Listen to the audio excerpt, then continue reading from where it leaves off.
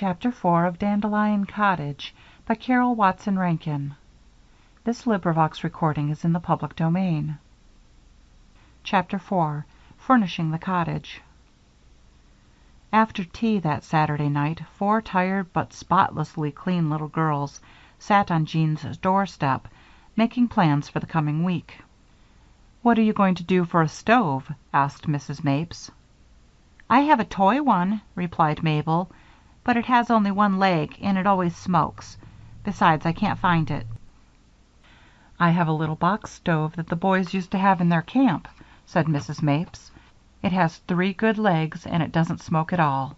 If you want it, and if you'll promise to be very careful about your fire, I'll have one of the boys set it up for you." "That would be lovely," said Bettie, gratefully. "Mama has given me 4 saucers and a syrup jug, and I have a few pieces left of quite a large-sized doll's tea set." "We have an old rug," said Marjory, "that I'm almost sure I can have for the parlor floor, and I have 2 small rocking chairs of my own." "There's a lot of old things in our garret," said Mabel. 3-legged tables and chairs with the seats worn out. I know Mama will let us take them." "Well," said Bettie, "take everything you have to the cottage Monday afternoon after school. Bring all the pictures you can to cover the walls, and—" "Hark!" said Mrs. Mapes. "I think somebody is calling Bettie." "Oh, my!" said Bettie, springing to her feet. "This is bath night and I promised to bathe the twins. I must go this minute." "I think Bettie is sweet," said Jean. "Mr. Black would never have given us the cottage if he hadn't been so fond of Bettie. But she doesn't put on any airs at all.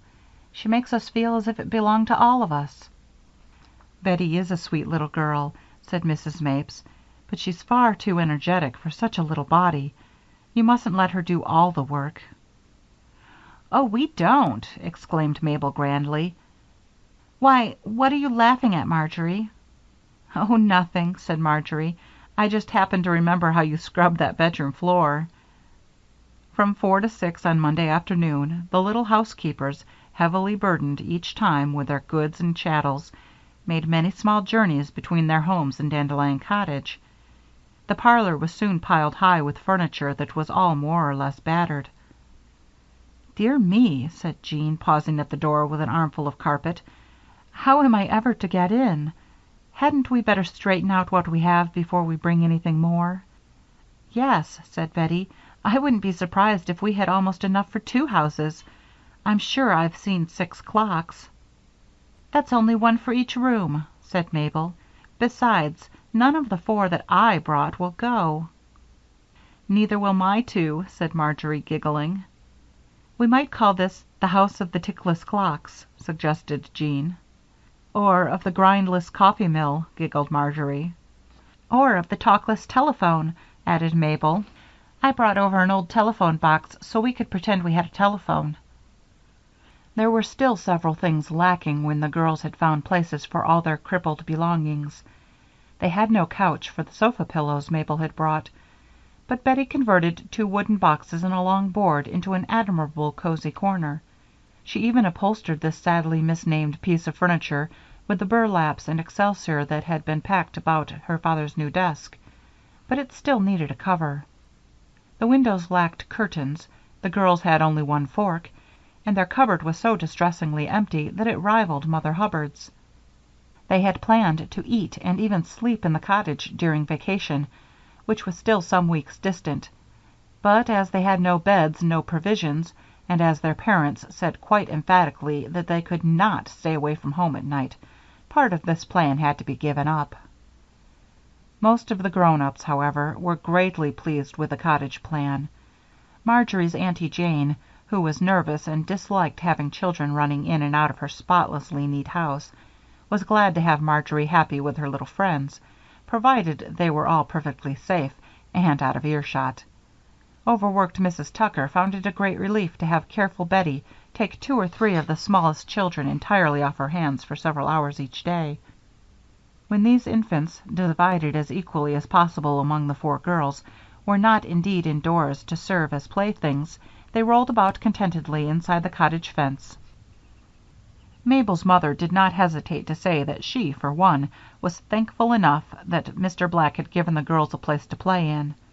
With Mabel engaged elsewhere, it was possible, Mrs. Bennett said, to keep her own house quite respectably neat. Mrs. Mapes indeed missed quiet, orderly Jean, but she would not mention it for fear of spoiling her tender-hearted little daughter's pleasure, and it did not occur to modest Jean that she was of significant consequence to be missed by her mother or anyone else. The neighbors, finding that the long-deserted cottage was again occupied, began to be curious about the occupants. One day, Mrs. Bartholomew Crane, who lived almost directly opposite the cottage, found herself so devoured by kindly curiosity that she could stand it no longer. Intending to be neighborly, for Mrs. Crane was always neighborly in the best sense of the word, she put on her one good dress and started across the street to call on the newcomers. It was really a great undertaking for Mrs. Crane to pay visits, for she was a stout, slow-moving person, and owing to the antiquity and the consequent tenderness of her best garments, it was an ever greater undertaking for the good woman to make a visiting costume.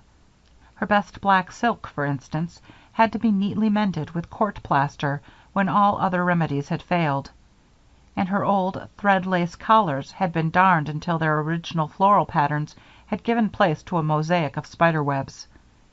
Mrs. Crane's motives, however, were far better than her clothes. Years before, when she was newly married, she had lived for months a stranger in a strange town, where it was no unusual occurrence to live for years in ignorance of one's next-door neighbor's very name. During those unhappy months, poor Mrs. Crane, sociable by nature, yet sadly afflicted with shyness, had suffered keenly from loneliness and homesickness. She had vowed then that no other stranger should suffer as she had suffered, if it were in her power to prevent it. So, in spite of increasing difficulties, kind Mrs. Crane conscientiously called on each newcomer. In many cases, hers was the first welcome to be extended to persons settling in Lakeville, and although these visits were prompted by single-handed generosity, it was natural that she should, at the same time, make many friends. These, however, were seldom lasting ones, for many persons, whose business kept them in Lakeville for perhaps only a few months, afterwards moved away and drifted quietly out of Mrs. Crane's life. That afternoon, the four girls realized for the first time that Dandelion Cottage was provided with a doorbell. In response to its lively jingling, Mabel dropped the potato she was peeling with neatness, but hardly with dispatch, and hurried to the door. Is the lady of the house at home?" asked Mrs. Crane. "Yes'm. All of us are. There's 4," stammered Mabel, who wasn't quite sure of her ability to entertain a grown-up caller. "Please walk in.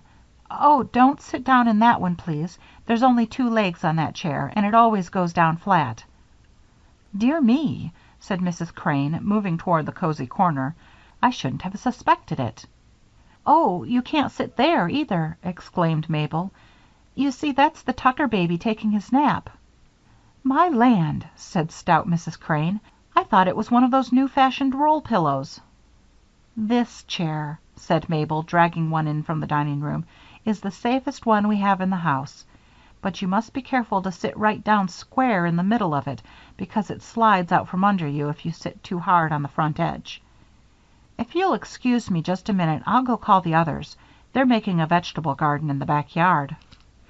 "Well, I declare," said Mrs. Crane, when she had recognized the 4 young housekeepers and had heard all about the housekeeping. "It seems as if I ought to be able to find something in the way of furniture for you. I have a single iron bedstead I'm willing to lend you, and maybe I can find you some other things." "Thank you very much," said Bettie, politely. "I hope," said Mrs. Crane, pleasantly, "that you'll be very neighborly and come over to see me whenever you feel like it, for I'm always alone." "Thank you," said Jean, speaking for the household. "We'd just love to." "Haven't you any children?" asked Bettie, sympathetically. "Not one," replied Mrs. Crane. "I've never had any, but I've always loved children." "But I'm sure you have a lot of grandchildren," said Mabel, consolingly. "You look so nice and grandmothery." "No," said Mrs. Crane. not appearing so sorrowful as Mabel had supposed an utterly grandchildless person would be. "I've never possessed any grandchildren, either." "But," queried Mabel, who was sometimes almost too inquisitive, "haven't you any relatives, husbands, or anybody in all the world?" Many months afterward, the girls were suddenly reminded of Mrs. Crane's odd, contradictory reply. "No yes that is, no. None to speak of, I mean. Do you girls sleep here, too?" "No," said Jean. "We want to, awfully, but our mothers won't let us. You see, we sleep so soundly that they're all afraid we might get the house afire, burn up, and never know a thing about it." "You're quite right," said Mrs. Crane. "I suppose they all like to have you at home once in a while." "Oh, they do have us," replied Bettie. "We eat and sleep at home, and they have us all day Sundays. When they want any of us other times, all they have to do is to open a back window and call. Dear me, Mrs. Crane, I'll have to ask you to excuse me this very minute. There's somebody calling me now." Other visitors, including the girls' parents, called at the cottage and seemed to enjoy it very much indeed. The visitors were always greatly interested and everybody wanted to help. One brought a little table that really stood up very well if kept against the wall.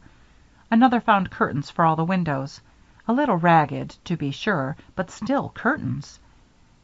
Grandma Pike, who had a wonderful garden, was so delighted with everything that she gave the girls a crimson petunia growing in a red tomato can and a great many neat little homemade packets of flower seeds. Rob said they might have his porcupine if they could get it out from under the rectory porch. By the end of the week, the cottage presented quite a lived-in appearance.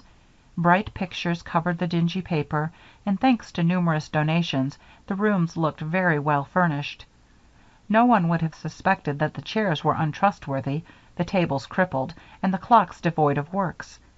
The cottage seemed cozy and pleasant, and the girls kept it in apple pie order. Out of doors, the grass was beginning to show, and little green specks dotted the flower beds. Other green specks in crooked rows staggered across the vegetable garden. The four mothers, satisfied that their little daughters were safe in Dandelion Cottage, left them in undisturbed possession. "I declare," said Mrs. Mapes one day, "the only time I see Jean nowadays is when she's asleep. All the rest of the time she's in school or at the cottage." "Yes," said Mrs. Bennett, "when I miss my scissors or any of my dishes or anything else, I always have to go to the cottage and get out a search warrant. Mabel has carried off a wagon load of things, but I don't know when our own house has been so peaceful." Chapter 5